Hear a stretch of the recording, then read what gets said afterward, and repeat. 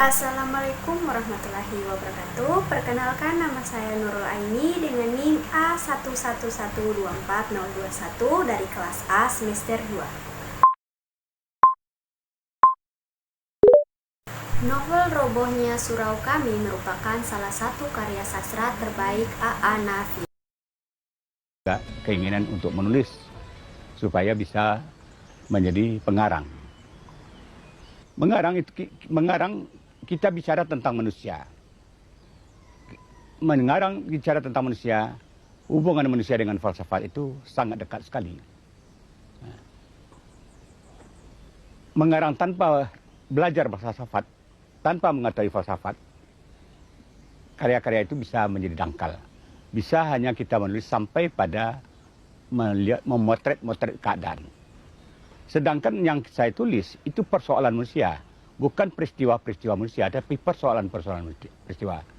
Oleh karena itu, menulis tentang persoalan-persoalan manusia itu adalah akibat daripada saya juga membaca ilmu-ilmu pengetahuan lain, baik sosiologi, baik psikologi, antropologi, dan lain-lain yang ada hubungan dengan manusia. Yang pertama kali diterbitkan pada tahun 1955, cerita ini terkenal karena kritik tajamnya terhadap cara pandang masyarakat dalam beragama, khususnya yang hanya berfokus pada ibadah tanpa kerja keras. Cerita ini berlatar di sebuah surau tua dan mengisahkan seorang kakek yang menghabiskan seluruh hidupnya untuk beribadah, tanpa peduli dengan kehidupan dunia. Melalui tokoh Ajo Sidi, cerita ini menyampaikan kritik terhadap sikap pasif yang hanya mengandalkan doa tanpa usaha. Tujuan pembahasan dari mata kuliah prosa kali ini yang pertama menganalisis unsur intrinsik, yaitu tema, tokoh, alur, latar, sudut pandang, gaya bahasa, dan amanat. Yang kedua mengidentifikasi unsur ekstrinsik yang mempengaruhi cerita. Yang ketiga, menyampaikan makna dan pesan moral dari novel ini. Sinopsis cerpen Robohnya Surau Kami. Di sebuah desa, hidup seorang kakek tua yang tinggal di surau desa.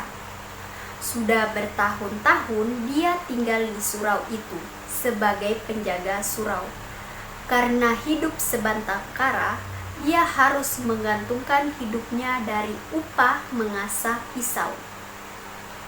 Biasanya, masyarakat yang meminta bantuannya mengasah pisau akan memberikan upah seperti rokok, sambal, ataupun sedikit uang. Tidak sedikit juga yang hanya memberinya ucapan terima kasih dan segaris senyuman. 6 bulan sekali dia mendapatkan ikan, hasil pemunggahan dari kolam ikan emas yang ada di depan surau.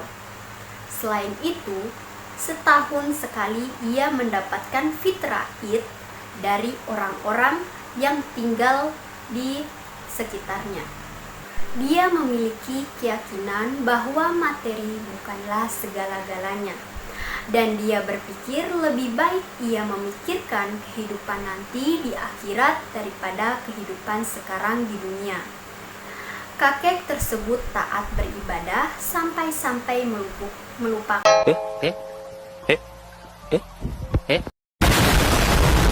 semua kebutuhan duniawinya. Suatu hari, Ajo Sidi menemui kakek di surau. Ajo Sidi dikenal sebagai seorang pembual desa yang sering menceritakan kisah-kisah pelaku-pelaku dalam kisah tersebut adalah orang-orang yang menurutnya mempunyai kesamaan perilaku dengan tokoh yang ada di dalam kisah karangannya.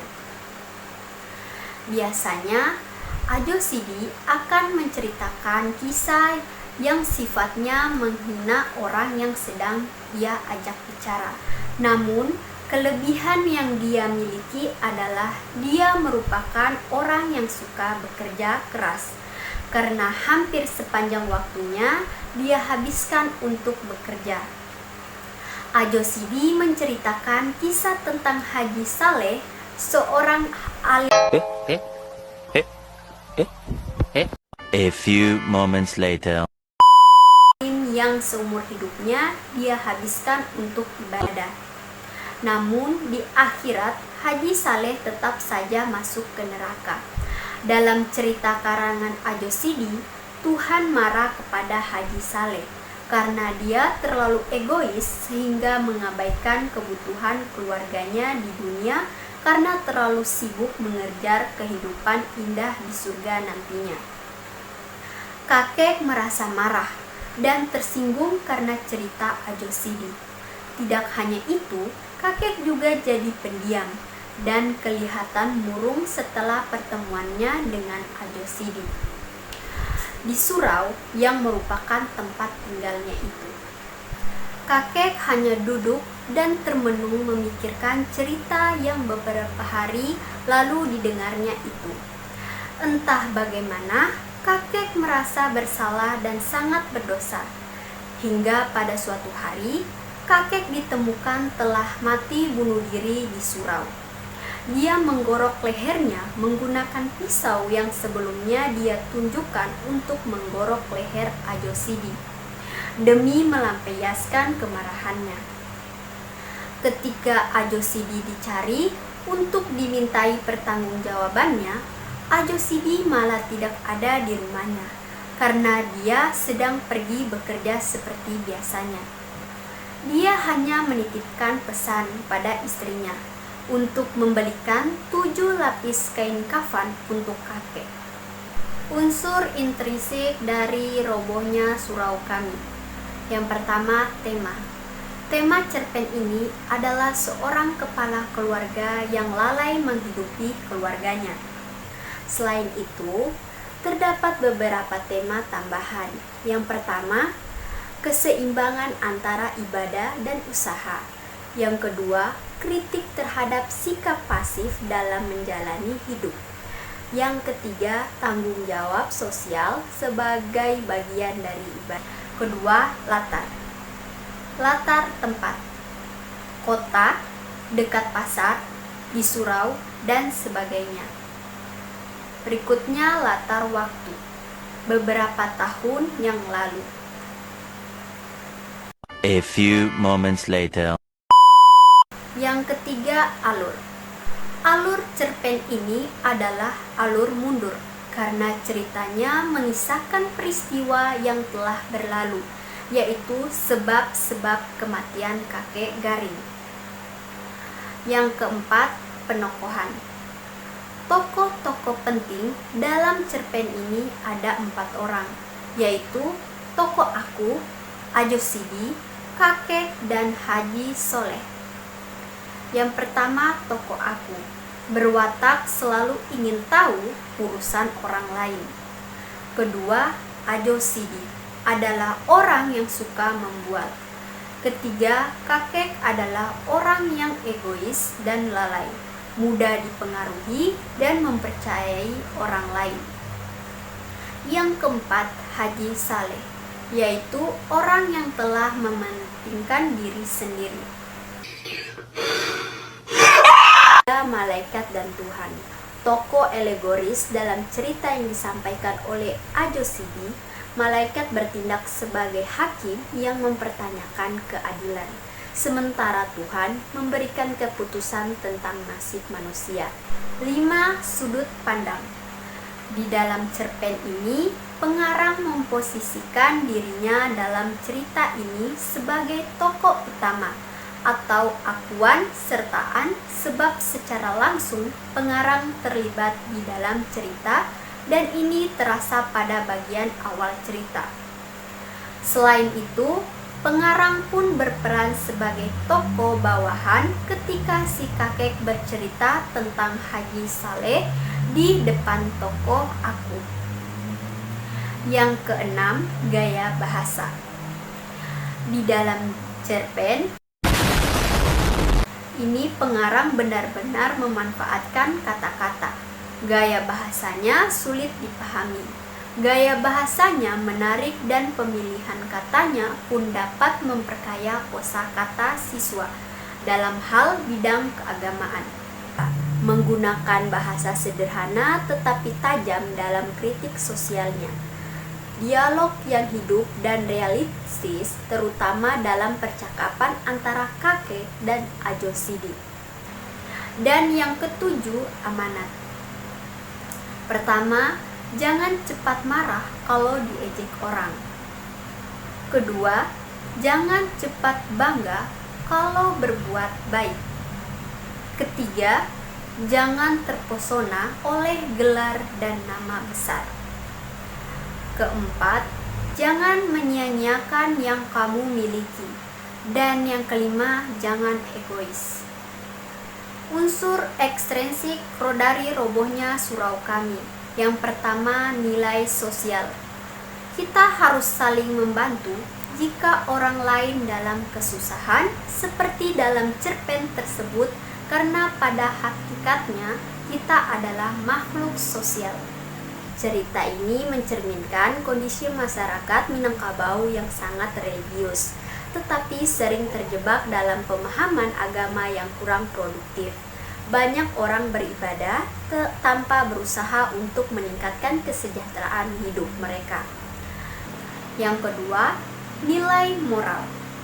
Kita sebagai sesama manusia hendaknya jangan saling mengejek atau menghina orang lain, tetapi harus saling menghormati.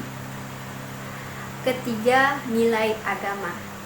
Kita harus selalu melakukan kehendak Allah dan jangan melakukan hal yang dilarang olehnya, seperti bunuh diri, mencemooh, dan berbohong. Yang keempat, nilai pendidikan.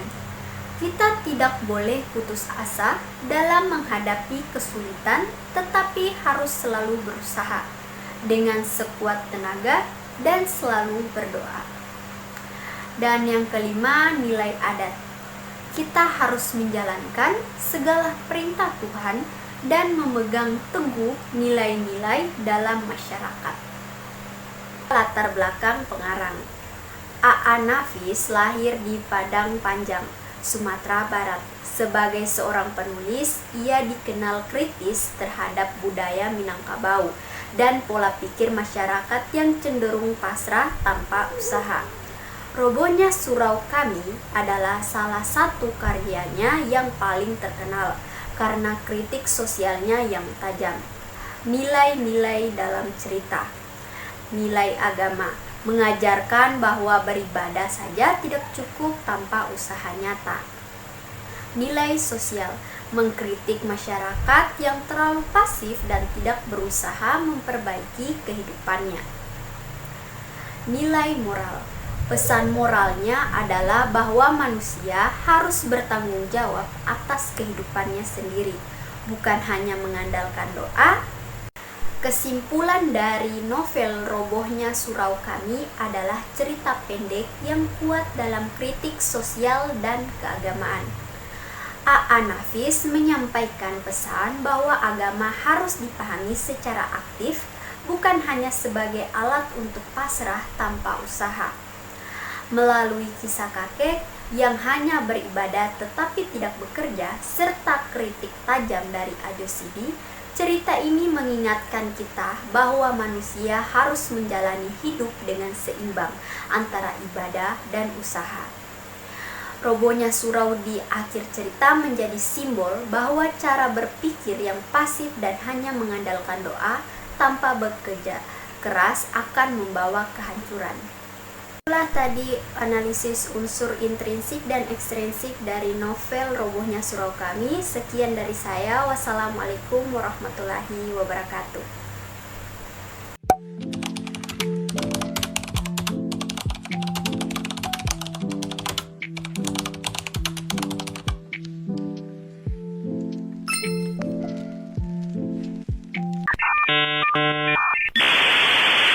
Saya wassalamualaikum bro.